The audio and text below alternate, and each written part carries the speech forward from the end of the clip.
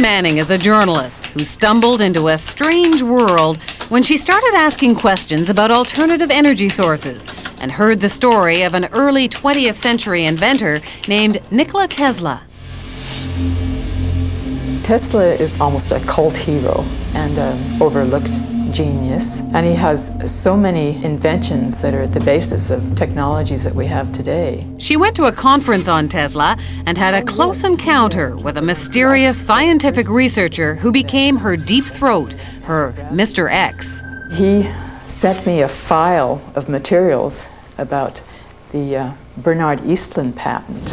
About a month ago, the U.S. Patent Office granted a patent to a Houston-based scientist, Dr. Bernard Eastlund, for an invention which, Dr. Eastlund says, could be used to change the weather. Dr. Eastlund says the invention could also be used to disrupt communications all over the world and might be used to destroy or deflect a missile attack. The Eastlund patents had the ring of the mad scientist aspect of Tesla.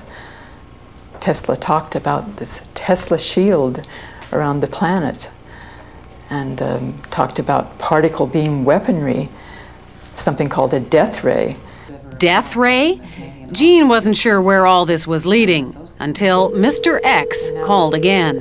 And he said, the maniacs are actually going to do it up in Alaska. Mr. X's maniacs were in the U.S. Pentagon, and he was convinced they were conspiring to build Bernard Eastlund's sky zapper under the guise of a nice little research project deep in the Alaskan bush called HAARP.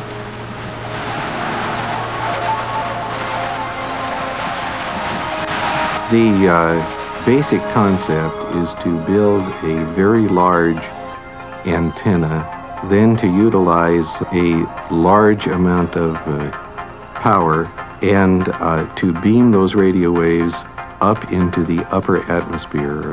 Have you approached the Pentagon with this invention? Yes, and what I'm not at liberty to tell you is the details of what that interaction has been. The word spread through the Alaskan bush, and soon a band of suspicious Alaskans set out to warn people about what they saw as the U.S. military's secret agenda.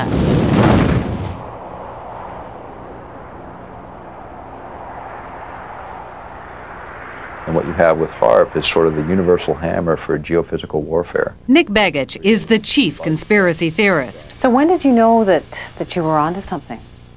I think as soon as I saw the references to Tesla's work, and when I read Bernard Eastlund's original patents, I realized that what we really had here in Alaska was a prototype for a ground-based Star Wars weapon system. HAARP is a non-classified project run not by Bernard Eastlund, but by the U.S. Army and Navy. The official HAARP story is told by one man, John Heckscher. It consists of several types of transmitting instruments and numerous scientific instruments that study the natural ionosphere and the ionosphere that has been perturbed by the instruments that we are building. The ionosphere is a sea of electrically charged particles in the upper atmosphere, and the instrument is a powerful radio wave transmitter. Does it have any military applications? The site itself is strictly a scientific research site. Perhaps the outcome of some of the science, perhaps some of the results, could be applied in to military systems.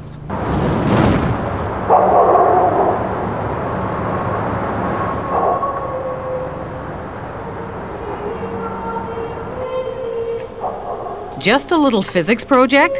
Jim Roderick isn't buying it. He's been gunning for the real goods on HAARP, and his weapon is the internet. The military is incapable of doing pure science.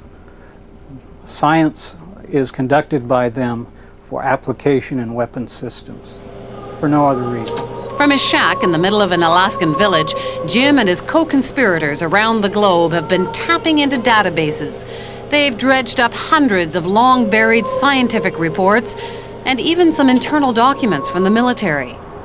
They call it the world's first techno-protest, and they did it all on the military's own baby, the net. Plans for HAARP activities correlate with projections of what can be done in the Eastland patents. It's that simple. So it's not a coincidence? It's not a coincidence.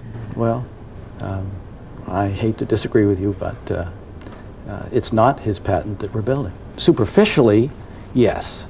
They send energy up into the ionosphere, but the Eastland patents require huge, prodigious, in fact, amounts of power, like 100 billion watts.